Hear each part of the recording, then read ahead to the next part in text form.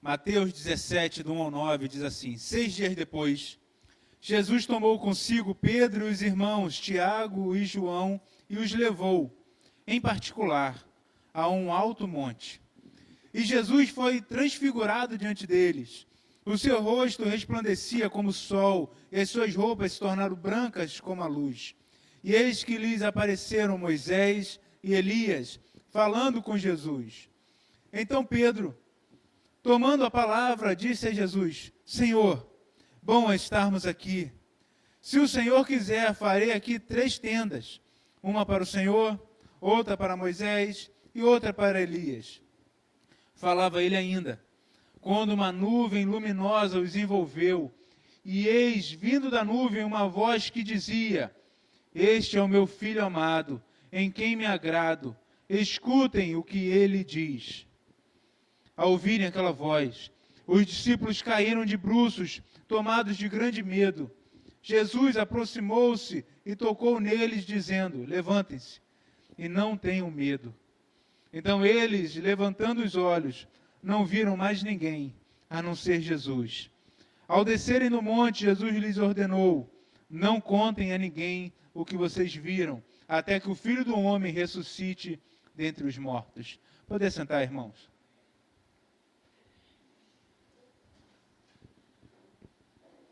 Vamos lá, vamos ver se vocês prestaram atenção. O que aconteceu aqui?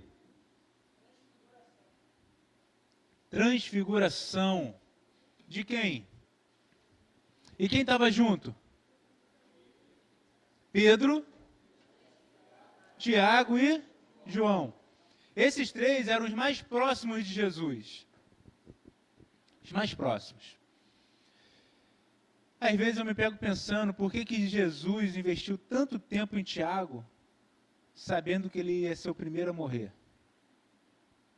Logo no início do ministério, Tiago é morto. Que é o Tiagão, o Tiago, irmão de João. Por que ele investiu tanto tempo nele? Aonde Jesus estava Pedro, Tiago e João. Eu quero que você pense assim: o Senhor, Ele continua nos usando, nos utilizando, nos abençoando, caminhando conosco, mesmo sabendo que podemos não durar muito. Nós não somos somente um objeto para o Senhor. O Senhor tem um plano e um propósito para cada um de nós. E o propósito na vida de Tiago, aqui nessa terra, era rápido. Mas isso não impediu que ele desfrutasse da intimidade com Jesus. Então, a gente não sabe o nosso dia de amanhã. Mas saiba de uma coisa: o Senhor está contigo. Ele não nos priva de termos intimidade com Ele. Mas muitas vezes nós que nos privamos. Nós que esmorecemos, perdemos a fé, perdemos a esperança, paramos de orar, paramos de ler a Bíblia. Vamos perdendo a cadência de caminharmos com o Senhor.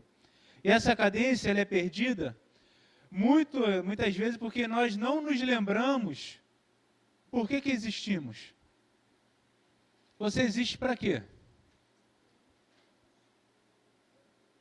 Você existe para ser o centro do universo e tudo acontecer da maneira que você quer. Foi para isso que você foi feito? Mas é assim que nós nos consideramos. Nós consideramos as pessoas mais perfeitas, nos consideramos que tudo tem que acontecer em nossa volta para o nosso bem. É assim que nós nos vemos, é assim que o mundo fala que nós somos. Tudo tem que acontecer para o nosso prazer. Tudo tem que ser para as coisas que nos dão alegria. Mas eu te pergunto, para que você foi feito? Você existe para quê? Não foi só para fazer peso na terra. Você existe para quê? Eu quero ler com você Colossenses, capítulo 1, o 16 ao 18. E nós vamos entender algumas coisas aqui.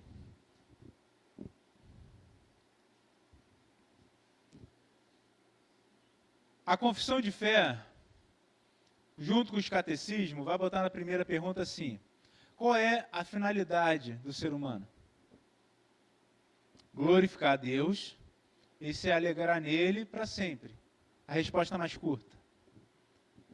Nós fomos feitos para glorificar a Deus e nos alegrarmos nele. Por que temos que nos alegrar nele? Colossenses 1, do 16 ao 18.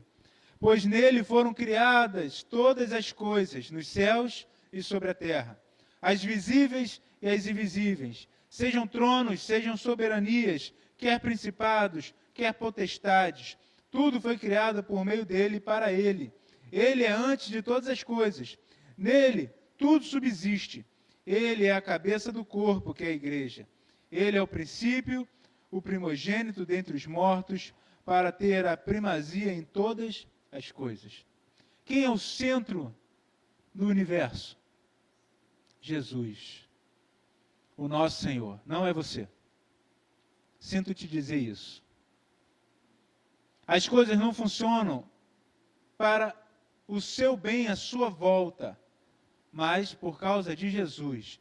Porque tudo foi feito por Ele, para Ele e para também glorificá-lo. É por meio dele que tudo existe. Se não fosse Jesus, nada do que existe, nada do que foi feito, se faria. Então, além de ser por Ele e para Ele, é por meio dele. Você sem Jesus, talvez você nem deveria ser considerado um ser humano, porque não somos completos. Não somos completos. E com Jesus, com o Espírito Santo, nós temos a conversão, a transformação da vida. Ainda erramos, falhamos, magoamos, machucamos, sentimos medo, dúvidas, agonias imensas. Vivemos com problemas, temos alegrias sim, mas às vezes elas são sufocadas por tamanhas lutas que enfrentamos. Ser humano é enfrentar todas essas coisas, todos esses problemas, mas é saber o seguinte: eu fui feito por Jesus. Eu vivo para Ele, e é pelo meio dele que eu continuo em pé. Não somos nada sem o Senhor Jesus. Nada sem o Senhor Jesus. Quem é esse Jesus? Às vezes, quando estamos lá no conselho e chega alguém para ser batizado, professar fé, sempre alguém pergunta assim: quem é Jesus para você? E cada um responde de um jeito. Até porque a pergunta ela é bem subjetiva. Quem é Jesus para você? Mas quem é Jesus? Como que Jesus é apresentado na Bíblia? Vamos ler mais um texto?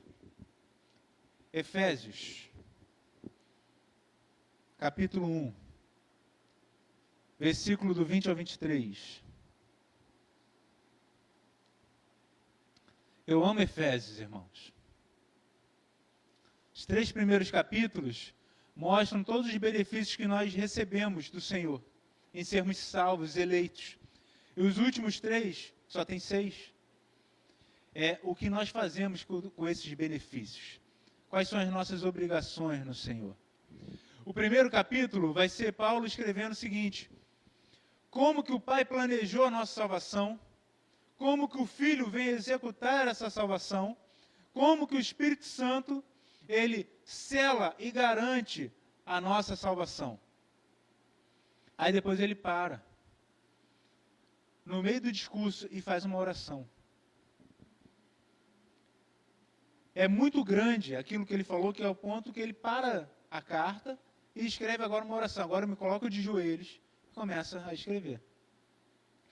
Versículo 20 ao 23, ele diz assim: ele exerceu esse poder em Cristo, ressuscitando dentre os mortos e fazendo sentar à sua direita nas regiões celestiais, acima de todo principado, potestade, poder, domínio e de todo nome que se possa mencionar, não só no presente século, mas também no vindouro. E sujeitou todas as coisas debaixo dos pés de Cristo, e para ser o cabeça sobre todas as coisas, o deu à igreja, a qual é o seu corpo, a plenitude daquele que a tudo enche em todas as coisas. Quem é esse Jesus? Aquele que foi levantado pelo Pai. Aquele que tem um nome acima de todo nome. Não existe poder semelhante ao de Jesus. Não tem ninguém com autoridade que se assemelhe à autoridade de Cristo. E esse Senhor está à destra do Pai e intercede por você. Intercede por mim, ainda hoje. E essa autoridade, essa grandeza, ela é transmitida à igreja. Essa grandeza é transmitida para nós. Só que o que fazemos com tamanha grandeza? Eu estou falando para vocês que o Senhor Jesus, Ele é o governante. Ele é o cara. Ele é aquele que manda em tudo. É o nome que está acima de todo nome. É o nome que até o mundo espiritual treme e respeita. O nome do Senhor Jesus é o nome que vai ser confessado por todos aqueles que verão a vinda dele. Todo joelho vai se dobrar. Todos vão confessar, embora nem todos mais estarão com ele. Esse é o nosso Senhor Jesus. Essa é a autoridade que ele tem. Essa autoridade é transmitida para nós como igreja. E por que vivemos com medo? Por que vivemos tristes?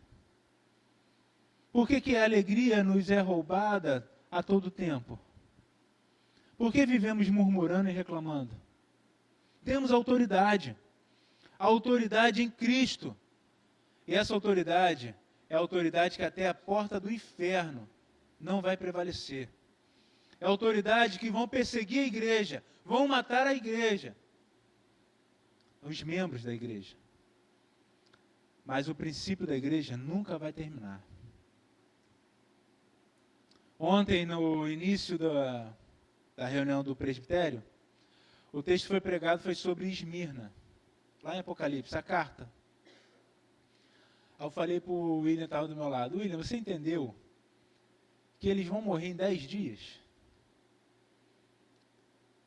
Vem uma carta, a igreja mais pobre, mas também que não tinha nenhum problema. E lá está falando, vocês vão passar por uma tribulação de 10 dias. Aí depois o texto fala, alguns vão morrer. Como que anima alguém assim, Sônia? Falando dos problemas que vão acontecer. Meus irmãos, o Senhor está conosco. E mesmo que nós estivéssemos caminhando agora, no vale da sombra da morte, nós não precisamos temer mal algum. Porque Ele é o nosso pastor. Ele nos protege, Ele nos guarda. E temos a garantia, voltando a Esmirna, que aquele que se mantém santo, o vencedor, não vai passar pela condenação da segunda morte. Não vai passar pelas dores da segunda morte. A morte só pode nos encostar uma única vez. Só uma.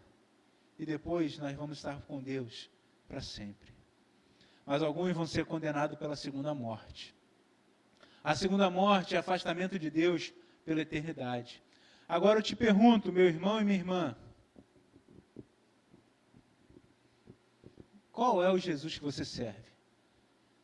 Aquele que está ali só para te servir? Ou esse que é o Todo-Poderoso? Os textos continuam. Filipenses capítulo 2. Vai começar a falar que o Senhor Jesus, embora seja semelhante a Deus, não usou com usurpação essa semelhança. Antes, ele se humilhou. Nasceu, habitou entre nós e sofreu tudo que tinha que sofrer. Aí chega lá no versículo 9 do capítulo 2 de Filipenses, vai dizer assim, do 9 ao 11. Por isso também Deus o exaltou sobremaneira e lhe deu o nome que está acima de todo nome, para que ao nome de Jesus se dobre todo joelho, nos céus, na terra e debaixo da terra, e toda língua confesse que Jesus Cristo é Senhor, para a glória de Deus Pai. Quando nós nos humilhamos, o Senhor acaba nos levantando. E não há humilhação como ao que o Senhor Jesus passou. Eu não estou falando da morte. Eu não estou falando do castigo. Eu estou falando dele nascer como como você. Essa é a maior humilhação. O Deus Todo-Poderoso, o Criador de todas as coisas, se fez homem e habitou entre nós. Essa é a maior humilhação.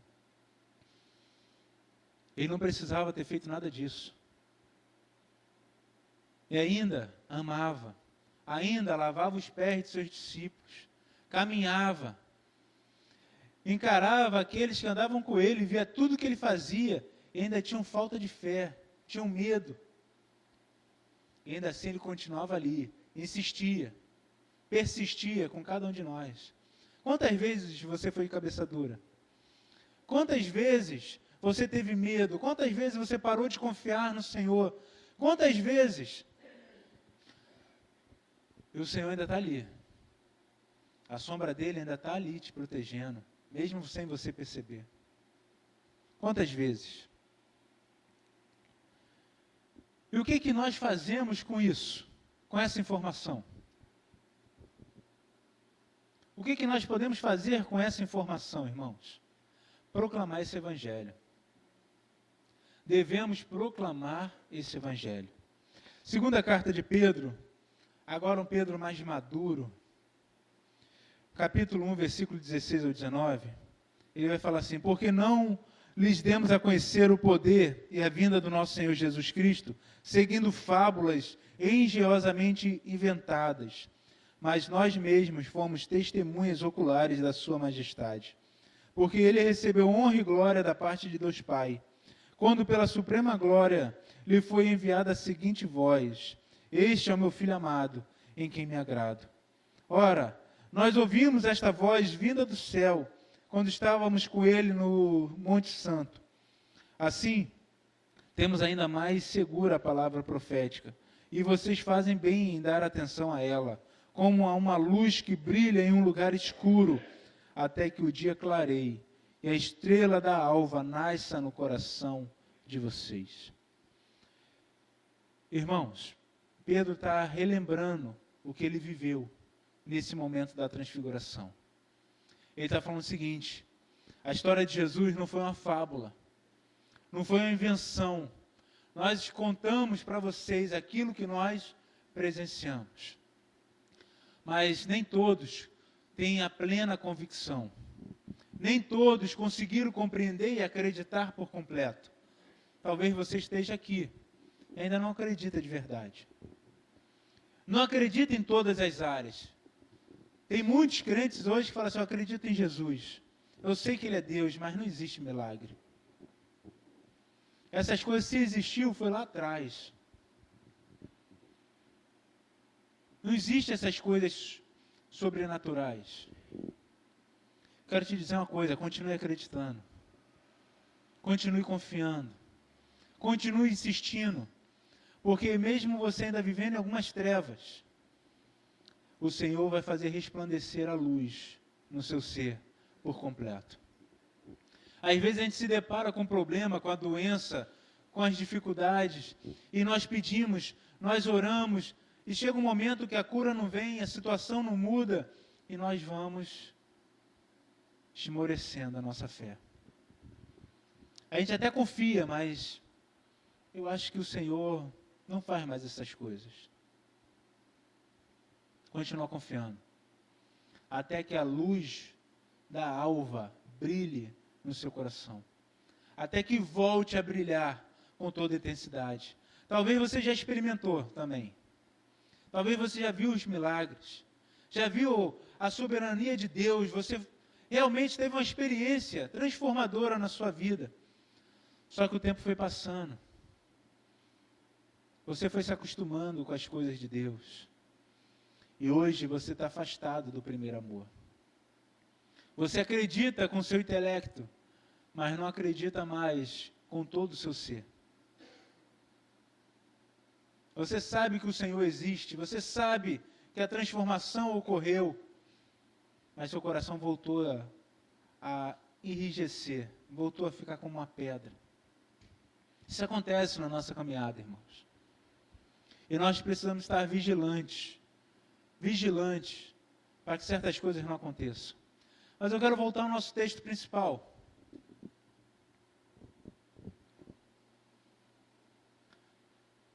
Lá na transfiguração, quem apareceu? Moisés e Elias. O rosto de Jesus ocorreu o quê? Como que estava o rosto de Jesus? E as roupas? Como a luz, de tão branca que estava. Diante daquele cenário, imagina você olhando para Jesus. Jesus se transfigurando, mostrando ali talvez um pouco da sua glória. O rosto dele brilhando, as roupas são transformadas, e daqui a pouco aparece Moisés e Elias, mostrando que até a lei e os profetas se rendem ao Senhor. O que você faria? O que você faria diante de um milagre? O que você faria diante de ver a glória de Deus se manifestando? Qual seria a sua atitude? E aí, qual foi a atitude de Pedro? Talvez a mais absurda de todas as atitudes. Pedro é uma pessoa impulsiva. E aí, diante daquele cenário, aquela conversa acontecendo ali, Pedro toma a palavra e fala: Senhor, isso aqui é muito bom. Vou fazer uma tenda para o Senhor, uma para Moisés e outra para Elias. Tenda significa que eles queriam ficar ali. Diante daquilo tudo, ele não pensou em fazer uma tenda para ele e os amigos. Eles iam ficar no relento. Ele não queria que aquilo acabasse.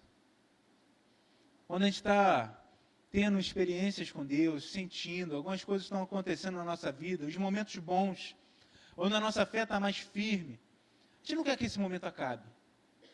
Mas ele tem que acabar. A gente tem que ir para outros estágios, para outros momentos.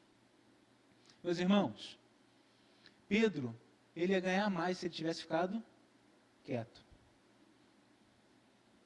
Quantas vezes você abre a sua boca para falar e não é oportuno? Ele está vendo Moisés e Elias, ele está vendo Jesus glorificado, ele está prestando atenção numa conversa. Que cargas d'água faz o homem tomar a palavra nessa situação? Quantas vezes você foi inconveniente? Quantas vezes? Quantas vezes nós somos inconvenientes diante de Deus também? E você entende o seguinte: Pedro interrompe a conversa e fala. Antes que ele termine, o texto está falando aí, vem uma nuvem luminosa e tira a palavra de Pedro. Aí fala duas coisas. A gente pode classificar duas frases aqui. Esse é o meu filho amado, em quem eu me agrado, ou quem me comprazo. Vem um ponto. Agora, a palavra vem assim: deem ouvidos a ele. Ouçam o que ele tem a falar. Diretamente para Pedro: Pedro, fica quieto. Quantas vezes você vai orar e você só fala? Fala e fala e fala. Quando alguém pergunta o que é oração, normalmente nós respondemos o quê? É uma conversa. Que conversa é essa que você só fala? Qual foi a última vez que você ouviu Deus falando contigo na sua oração? Esse ouvir, irmãos, na maioria esmagadora das vezes não vai ser uma voz. Vai ser uma certeza que você vai ter. Vai ser um consolo que você vai receber. Vai ser uma posição que você sabe agora o caminho que você vai ter que caminhar. Qual foi a última vez? Ou você só está preocupado em descarregar, você vai lá, fala. Esse falar normalmente não é nem falar, é pedir. Você pede, e não está nem pedindo para os outros, que ainda seria algo louvável, você está pedindo para você. Que relacionamento é esse que nós temos? Imagina alguém se aproximando de você e só te pede, não te agradece, não conversa e só quer o que você tem a oferecer. Você não quer ficar perto. Irmãos, vigiem quando vocês forem falar. Vigiem. Aprendam a ficar quietos. Aprendam. Aprendam a contemplar o que o Senhor está mostrando diante de vocês. Já há algum tempo eu venho falando para vocês contemplarem as coisas. Não sei quem está seguindo o conselho. Parar para olhar a natureza, olhar para o seu cônjuge, para os seus filhos. Fica lembrando como era, como está sendo agora. Eu fico olhando ali para os meus filhos, aí me lembro assim, vejo uma foto, olha como que eles já mudaram. Olho para a Poliana e fico lembrando assim, quando ela tinha lá 13 anos, a gente começou a namorar. O tempo fez bem a ela. Mas é bom, irmãos, você olhar. Eu me olho às vezes, talvez assim, eu era só a capa do Batman.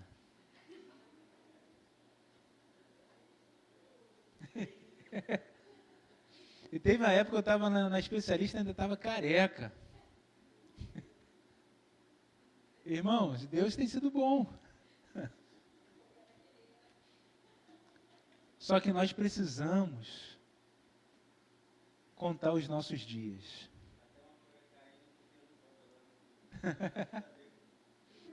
Aí você vê assim, pô, até uma folha quando cai, Deus está envolvido nisso.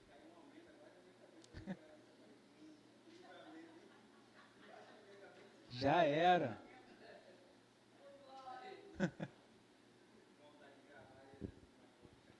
Nós devemos nos alegrar nas pequenas coisas, porque nós estamos deixando de lado. Estamos deixando de lado. Eu tenho certeza que quando nós falamos assim, igreja, vamos ficar de pé, o Zezinho gostaria de estar também. E nós não agradecemos por podermos caminhar.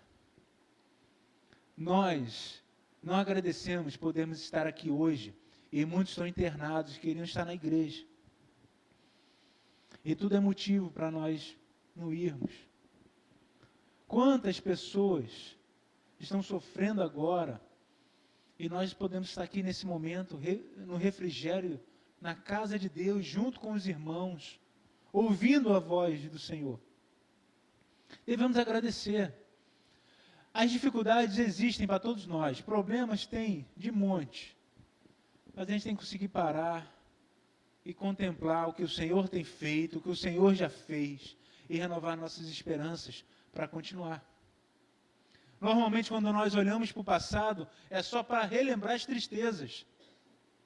Não. Relembre as coisas alegres que você já teve. Os momentos felizes. Traz à memória o que te dá esperança. E essa esperança te ajude a caminhada. Te ajude a caminhar mais uma vez. Irmãos, Paulo estava orando pela igreja de Tessalônica. 2 Tessalonicenses capítulo 1, do 11 ao 12, diz assim: Por isso também não cessamos de orar por vocês, pedindo que o nosso Deus os torne dignos da sua vocação e cumpra com poder todo o propósito de bondade e obra de fé, a fim de que o nome do nosso Senhor Jesus seja glorificado em vocês, e vocês sejam glorificados nele, segundo a graça do nosso Deus e do Senhor Jesus Cristo. Quem gosta de receber oração? Agora imagina Paulo orando por você. Essa é uma oração maneira. Mas Paulo está falando assim, nós não cessamos de orar por vocês, pedindo que o nosso Deus os torne dignos da vocação que vocês receberam. Cada um de vocês tem uma vocação. O que Paulo está pedindo? Que eles sejam dignos dessa vocação. Que eles sejam dignos do que o Senhor preparou para eles. E cumpram com poder todo o propósito da bondade e a obra da fé. O Senhor tem um chamado para cada um de nós. A oração de Paulo é para que cada um de nós sejamos dignos desse chamado e trabalhemos com dedicação e com fé. Qual foi a última vez que você estava envolvido no ministério que o Senhor te chamou? Mas qual é o meu chamado, pastor? Para que o Senhor me chamou? Normalmente, seu chamado é naquela área que você está sendo incomodado. É um problema que você está enxergando. Na igreja, nas comunidades, aonde o Senhor tem te colocado. Tem coisa na igreja que uma pessoa consegue enxergar mais do que a outra. Tem algumas coisas que estão acontecendo ou não estão acontecendo que incomodam você. Normalmente ali é o seu chamado. Resolva esse problema. Resolva esse problema. Eu estou incomodado que as pessoas não estão vindo, eu consigo enxergar isso. Liga para elas. Visite-as. Interceda por elas. Eu estou vendo aqui que o ministério infantil não está sendo como poderia ser, isso aqui tem que ser mudado, aquilo outro. Execute. Precisamos de um ministério para pessoas com deficiência. Faça. Agora, normalmente, o que nós fazemos? Isso aqui tem problema, hein? Resolve aí. Pastor, conselho, o problema está aqui. Normalmente, se você está enxergando, o Senhor está te incomodando para você resolver esse problema. Não é para você passar a bola. Resolve. Paulo está pedindo isso. E aí, Filipenses, Paulo vai falar mais aqui no capítulo 1, 27. Acima de tudo, vivam de modo digno do Evangelho de Cristo, para que, ou indo até aí para vê-los, ou estando ausente, eu ouça a respeito de vocês que estão firmes em um só espírito, como uma só alma, lutando juntos pela fé do Evangelho. O que Paulo está falando aqui? Eu com vocês, ou não, eu quero estar ouvindo que vocês estão na fé, que vocês estão unidos, que vocês estão trabalhando o mesmo propósito. Então, ser cristão não é ter uma vida individual, é coletivo. É todos caminhando juntos. É todos tentando resolver os problemas juntos. Pare de guardar o seu problema. Pare de tentar enfrentar as suas mazelas sozinho. Eu estou falando todo tipo de problema. Se você está com problema financeiro, problema espiritual, se você está desanimando, se você está com problema na família, se você está com problema em qualquer que seja a área, deveria ser falado. Eu sei que não dá para falar para todo mundo. Precisamos ter pessoas de confiança. E pedir ajuda, pedir oração, pedir conselho, deixar o orgulho de lado. Todos nós precisamos de ajuda. Todos nós precisamos de ajuda, inclusive eu. Devemos ter essa prática cristã. Irmãos, eu estou passando por esses problemas, eu estou tendo essas dificuldades, me ajuda. E seja em qualquer área. Às vezes você ainda não está passando pelo problema, mas está sendo tentado, principalmente os jovens. A tentação está ali.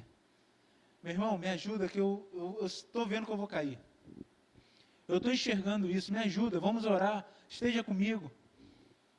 Aqueles que eram viciados, eu sei que eu vou ter uma recaída, eu não posso estar nesse ambiente, anda comigo. Precisamos pedir ajuda. Peçam ajuda. Voltando lá em Mateus, qual era o assunto que Moisés, Elias e Jesus estavam conversando? Mateus não fala. Marcos também não fala. Mas Lucas fala. Lucas, capítulo 9, versículo 30 e 31 diz: E eis que 2 homens falavam com ele.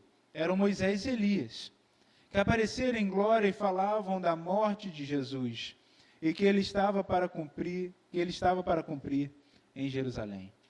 Para que tudo aquilo aconteceu? Somente para falar da morte de Jesus e o que aquilo ia causar.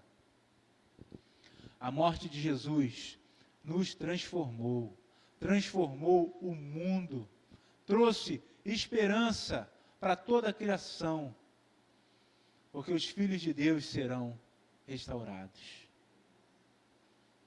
E a criação com eles. Tem noção que a queda do homem, nós éramos os gestores de toda a criação de Deus. E quando nós caímos, toda a criação sofre essa consequência, foi abalada. Nós tínhamos o domínio sobre a terra. Esse domínio foi dado para Satanás. Quando você vê lá no livro de Jó, que os filhos de Deus se apresentavam para Deus e davam relatos do que estava acontecendo, qual é o relato de Satanás? Vocês lembram? Eu vim de percorrer por toda a terra.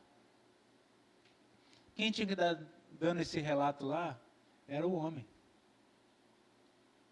Senhor, toda a terra está preenchida com a glória de Deus. A adoração está em todos os cantos.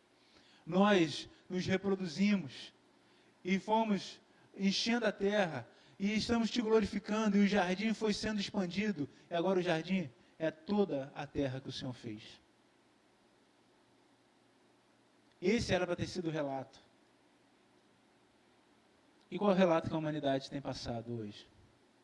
Sofrimento, guerras, doenças, miséria, vícios.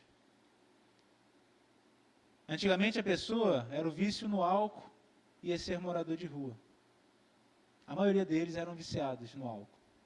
E isso quebrou famílias. Agora é a droga, é o crack. E cada vez mais jovens estão ali. Cada vez mais. A tendência é só piorar. Esse é o retrato do pecado. Esse é o retrato do pecado. O seu pecado, ele te afasta de Deus. E ele te esculacha. Ele te humilha. Ele te joga lá no lixo. É justamente para mostrar para Deus que aqueles que ele fez com a sua imagem e semelhança são agora a miséria em pessoa. Quantos estão sofrendo? Eu quero te dizer o seguinte: se você ficar no seu pecado, você vai para essa situação. Talvez você não vai morar na rua, mas todo o lixo vai estar com você. Todas as mazelas vão estar contigo. O homem segundo o coração de Deus, pelo seu pecado, toda a família dele foi desestruturada. Os nossos erros têm consequência. Saia do pecado de verdade. E quando eu falo pecado, muitas vezes no meio cristão a gente só pensa em sexo. Adulterou, teve sexo antes do casamento. Pecado é você ficar de fofoca também. Pecado é você não administrar bem o seu dinheiro também. Pecado é você não cuidar do seu corpo também. Pecado são várias coisas que a gente vai deixando de lado porque a gente acha que não é tão relevante. E isso tudo nos afasta de Deus. Então cuide da sua finança, cuide da sua família, cuide do seu trabalho, cuide de tudo aquilo que o Senhor tem colocado na sua mão. Cuida. Porque, irmãos, Marcos capítulo 9. Por que Pedro tomou aquela atitude? Marcos vai explicar. Marcos 9, versículo 6, vai dizer assim: pois não sabia o que dizer, por estarem eles apavorados. Pedro falou o que falou porque estava apavorado. Quando a gente vê as coisas boas de Deus, ou as coisas ruins do mundo, muitas vezes nós nos apavoramos. E por estarmos apavorados, falamos qualquer coisa, tomamos qualquer posicionamento, tomamos atitudes que não são coerentes, Então, antes de tomar qualquer atitude, principalmente quando você está com medo ou apavorado, ore ao Senhor. Dobre o seu joelho, interceda, peça auxílio, peça ajuda. Mas não fala qualquer bobagem, não. Não toma qualquer atitude, não. Porque você vai causar problema para você e para o seu irmão. E muitos dos problemas que a igreja enfrenta, como um todo, não estou falando só da Pavuna, é intriga entre irmãos. Porque falam e não se preocupam com o outro. Cuidado. Cuidado. Cristo, Ele é o Senhor. Cristo é aquele que governa tudo. Tudo foi feito por Ele, por meio dEle e para Ele. Tudo que fazemos, fazemos para a glória de Deus. Então vá trabalhar e trabalhe para a glória de Deus. Você não está fazendo para o seu empregador. Você está fazendo para Deus. Você não vai fazer na igreja porque são bonzinhos ou porque te tratam bem. Você vai fazer para a igreja porque é a família, sua família, é o povo de Deus. Você vai tomar atitudes para Deus, por Deus, e não como te tratam. Eu quero te contar um segredo. Sempre vão te tratar mal. No máximo, vão te tratar abaixo do que você merece. Não vão te tratar como você merece ou acima. Tá? Essas são as relações humanas. Você espera isso de Deus, ser tratado bem. Das pessoas, não. Não espere isso, porque você não vai ter. E se tiver, vai ser exceção. Mas você espere de você mesmo, você entregar o seu melhor. Você retribuir o ódio com amor. Você receber e dar.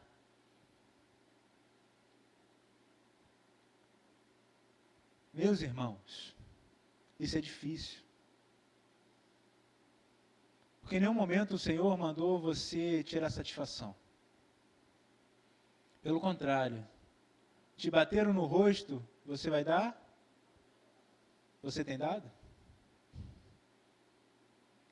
É difícil.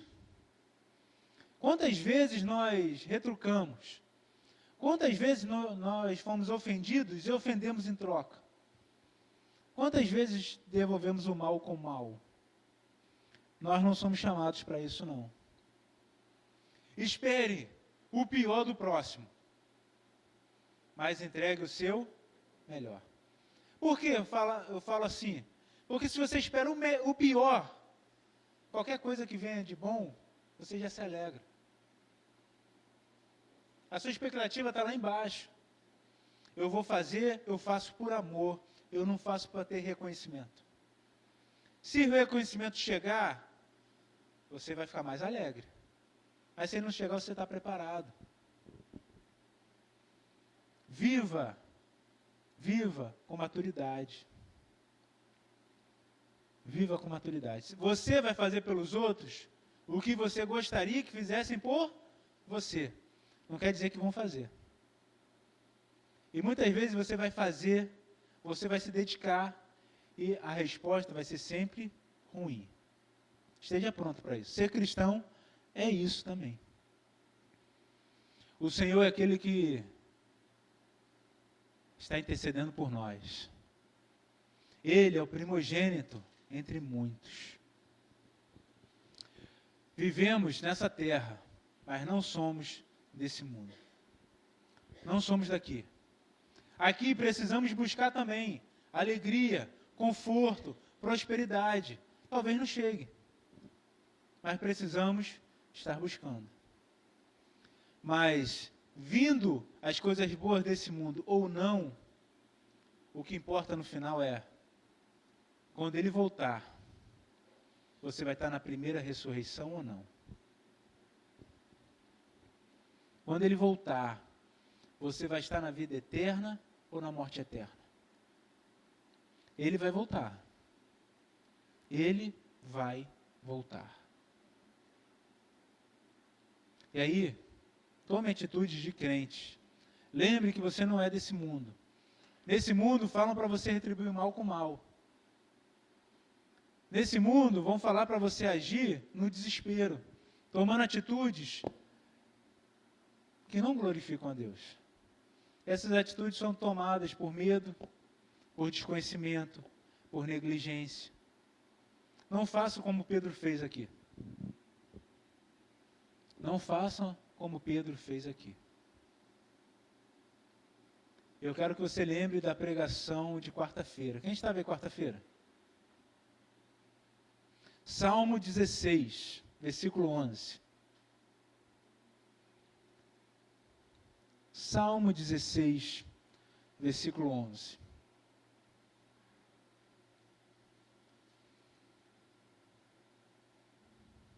Tu me farás ver os caminhos da vida.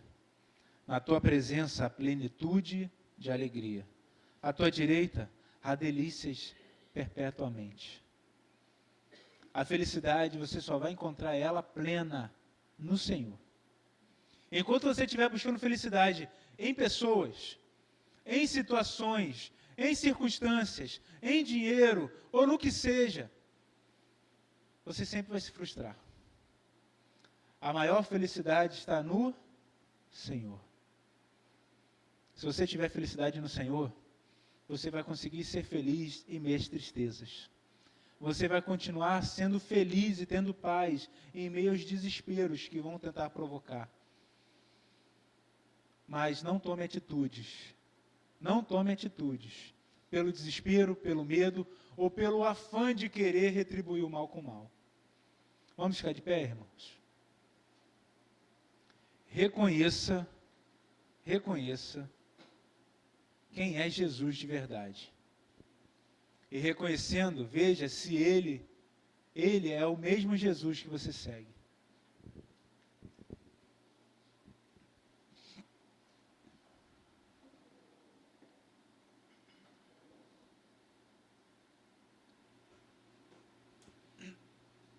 Hoje está fazendo a oração final, irmãos.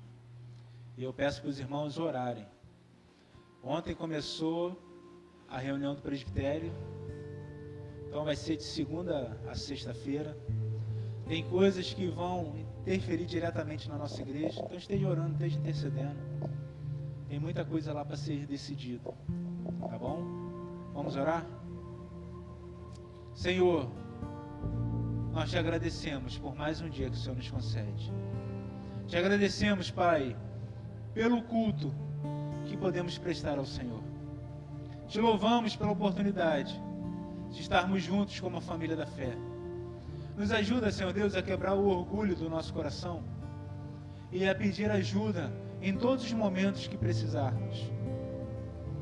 Coloque homens, mulheres de Deus ao nosso alcance, próximos de nós, a quais podemos pedir orientação, conselhos e recebermos uma palavra vindo de Ti, Pai. Recebermos o conforto da palavra de Deus, pessoas que vão orar conosco nas situações difíceis.